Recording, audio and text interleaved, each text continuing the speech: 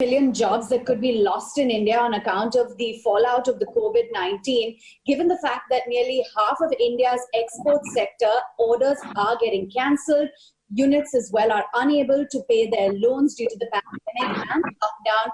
We talked to the apex body to find out what the cancellation and postponement of shipping mean for the exporters' fund liquidity position, as well as which are the sectors that could see potential job losses ahead. Joining in right now, we have Mr. Sharad Kumar Saraf. He's the he's the president of the Federation of the Indian Export Organization, or FIEO. Thank you so much, Mr. Saraf, for taking time out and joining us right here on ET Now. To begin with, I just want to understand how dire the situation is currently. What is your assessment of the fact that there has been an extension of the lockdown for the export sector? And tell us how many now orders have been cancelled. Thank you so much for inviting me. Yesterday's Prime Minister's call for the second round of lockdown has come as a bolt from blue to the exporters. We were quite hopeful and expected that in some calibrated manner, in some way, the lockdown will be lifted. We also had a recommendation from Secretary DIPP, who made an excellent representation of starting in a very calculated and calibrated manner.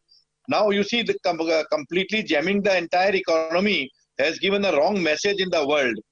All our customers are most of our customers are now working.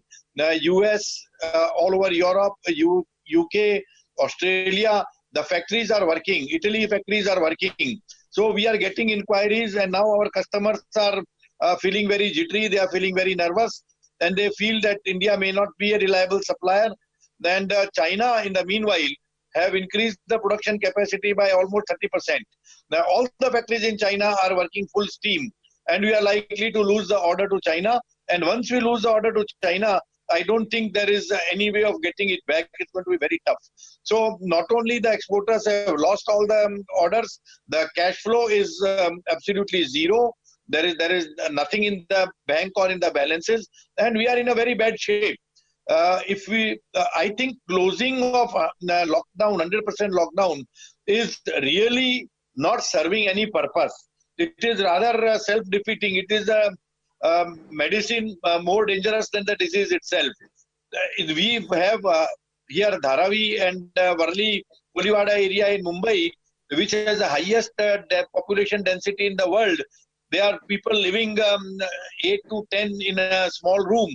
If you allow them to work 50%, there will be a lot of social distancing. And the factories would take care of sanitizing, washing. They will take care of everything. Some factories that have been allowed are being very well managed, all the hygienic conditions are being met. So at the moment, we are facing a very bleak future. Yeah, and I understand that there's also going to be labor-intensive sectors, the likes of leather, gems and jewelry, textiles, handicrafts, etc., that are at risk as well of massive job losses.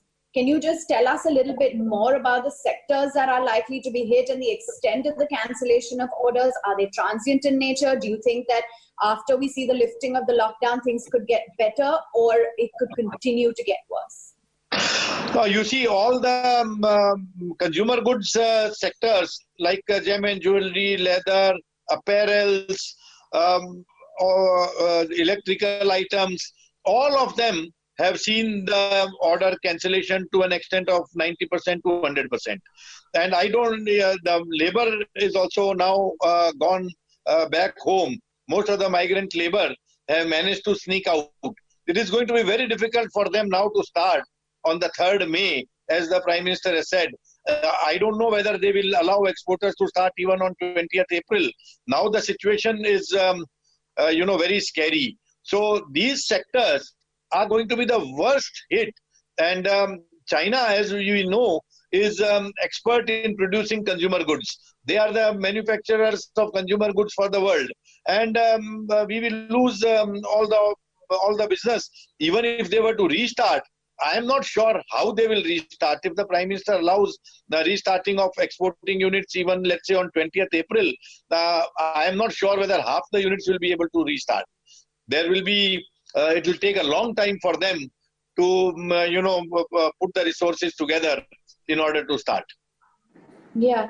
And what about the liquidity situation? How is that looking for the exporters, given that there's a complete drying up of cash flows?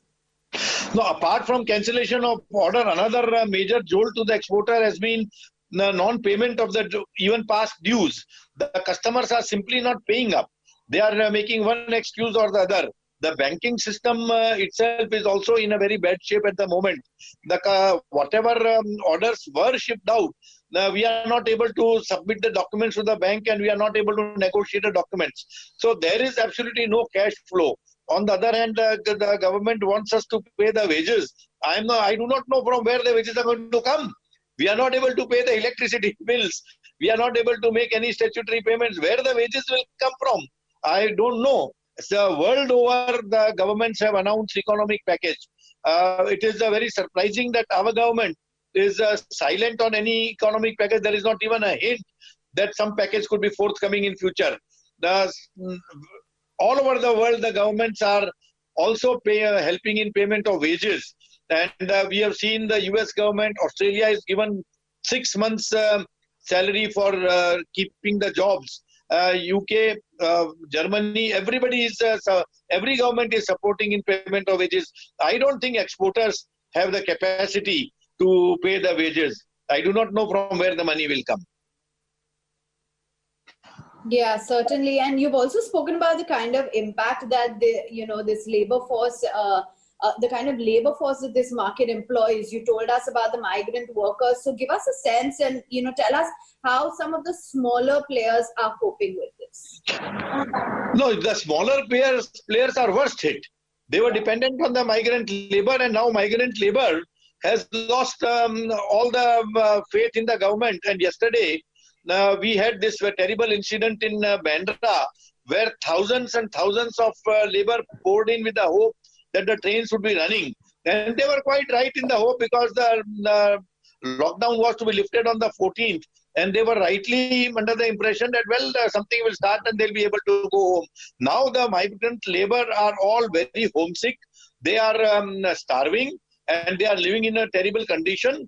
Unless they are given the job, unless some method of starting of the wages comes up, the situation is going to be very bad.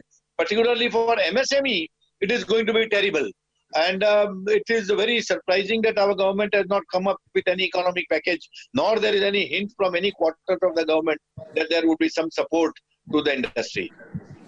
And, you had also spoken about how China now is upping its game. So what are the fears of now India losing out to some of its neighbors in this lockdown? Are there, any sort of permanent alternatives? No, I do not see any permanent alternatives at the moment, because China is quite competent to take over all the orders that we are going to miss, because all other factories are also not working to 100% capacity.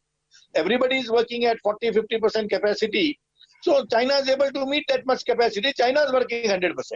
All the factories in China are working 100%. I can say this authentically, because we also have a factory in China which is working 100%. So I can tell you that all factories are not only 100%, they've increased the capacity by about 30-40%. So we are going to have a permanent damage due to this continuation of lockdown. And I understand that what the sector is looking for is, some sort of an export package, interest-free working. What is it that is the need of the hour? What is it that you are asking the government for?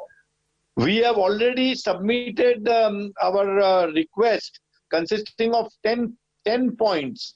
And this includes support for the wages. We have even suggested that wages could be met from funds available with ESIC and Provident Fund, where for last 50 years we've been paying them, and they do have funds. They should contribute at this time of the hour. We have mentioned about restarting of the exporting companies. We have mentioned about an additional marketing support of about 3% of an additional scrip, which can be used for payment of all kinds of statutory payments, including income tax, customs, and so on. We have also suggested an amnesty scheme from DGFT, because many exporting companies failed to apply for MEIS, or in many cases there was a fault in the system wherein the exporters typed yes for MES, while on the other side, on the custom side, it came as no, and they couldn't get it. So there are many such cases. This is the time when you have to be magnanimous and you have to forget about the minor typical clerical errors.